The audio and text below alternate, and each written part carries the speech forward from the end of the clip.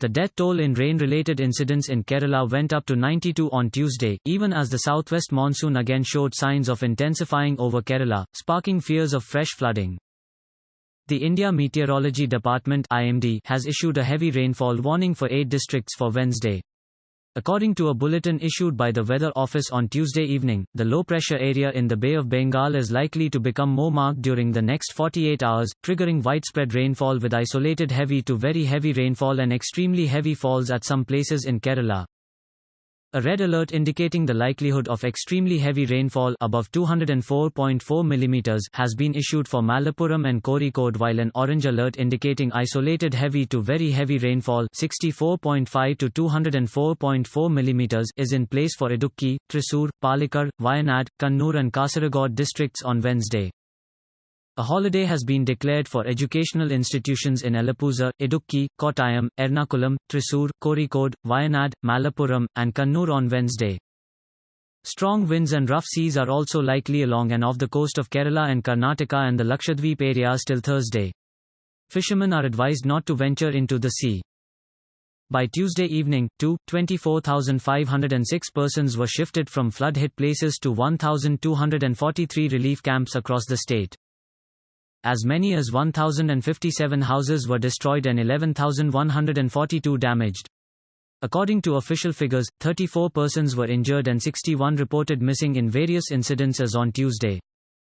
Chief Minister Pinarayi Vijayan and Revenue Minister E. Chandrasekharan, accompanied by senior officials, visited the flood-ravaged areas in Wayanad and Malappuram. The team comprising Chief Secretary Tom Jose, Additional Chief Secretary Vishwas Mehta, State Police Chief Loknath Behera and Principal Secretary Revenue V. Benu made an aerial survey of the affected areas. Mr. Vijayan also visited various relief camps in Wayanad and Malappuram areas and reviewed the relief operations.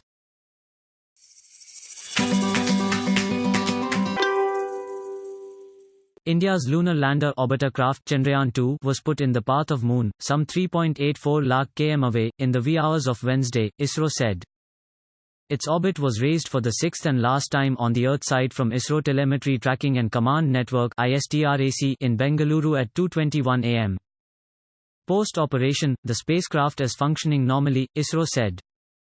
#ISRO Trans-Lunar Insertion (TLI) maneuver was performed today, August 14, 2019, at 0221 hours IST as planned. For details, please see https://t.co/327 on 6 single quote as the view of Control Center at ISTRAC, Bengaluru pic.twitter.com/dp5 on Zilol. Today, August 14, 2019, after the Trans-Lunar Insertion (TLI) maneuver operation, #Chandrayaan-2 will depart from Earth's orbit and move towards the Moon, the ISRO tweeted. It will travel for the next 7 days and get close to Moon on August 20, when its orbit will be altered frequently to make it revolve around Moon. The spacecraft carries lander Vikram and rover Pragyan on it.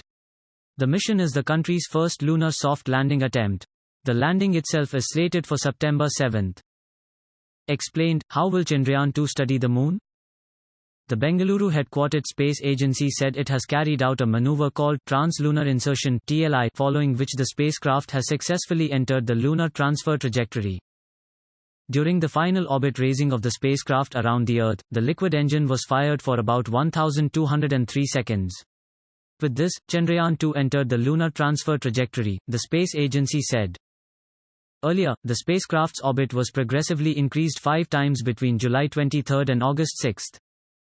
The health of the spacecraft is being continuously monitored from the Mission Operations Complex at ISRO Telemetry Tracking and Command Network (ISTRAC) with support from Indian Deep Space Network (IDSN) antennas at Byalalu, near Bengaluru, it said. Since its launch on July 22, all systems on board Chandrayaan-2 spacecraft are performing normally, the ISRO said. The spacecraft will approach the Moon on August 20 and then the spacecraft's liquid engine will be fired again to insert it into lunar orbit, the ISRO said. Following this, there will be 4 orbit maneuvers to make the spacecraft enter its final orbit, passing over the lunar poles at a distance of about 100 km from the Moon's surface, it said. In a giant leap for the country's ambitious low-cost space program, ISRO's most powerful 3-stage rocket GSLV-MKIIM-1 had launched the spacecraft into the orbit of the Earth on July 22 from the spaceport of Sriharikota, Andhra Pradesh. According to ISRO, after 13 days of moon-bound orbit phase, the lander Vikram carrying rover Pragyan will separate and after another few days of orbiting will soft land on September 7 in the South Pole region of the Moon, where no country has gone so far, according to the ISRO. If successful, the mission will make India the fourth country after Russia, the US and China to pull off a soft landing on the Moon. The orbiter carries 8 scientific payloads for mapping the lunar surface and study the exosphere outer atmosphere of the Moon, while the lander carries 3 scientific payloads to conduct surface and subsurface science experiments. The rover carries 2 payloads to enhance the understanding of the lunar surface. A passive experiment from NASA will also be carried on board Chandrayaan 2, ISRO has said. Following the landing, the rover will roll out from the lander and carry out experiments on the lunar surface for 1 lunar day, which is equal to 14 Earth days. The mission life of the lander is also 1 lunar day, while the orbiter will continue its mission for a year. According to the ISRO, the mission objective of Chandrayaan 2 is to develop and demonstrate the key technologies for end-to-end lunar mission capability, including soft landing and roving on the lunar surface. It also aims to further expand the knowledge about the Moon through a detailed study of its topography, mineralogy, surface chemical composition, thermophysical characteristics and atmosphere, leading to a better understanding of the origin and evolution of the Moon, the space agency had said. With inputs from PTI.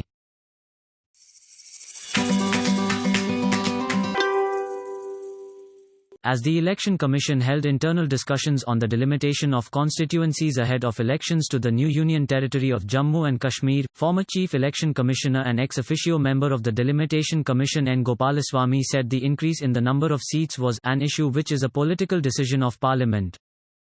After that, he said, the Delimitation Commission would start the process as per the law.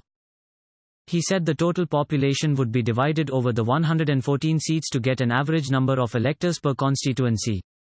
The boundaries of the constituencies would then be drawn while ensuring that administrative units are not split as far as possible. Plus, J&K Assembly polls likely in March 2020.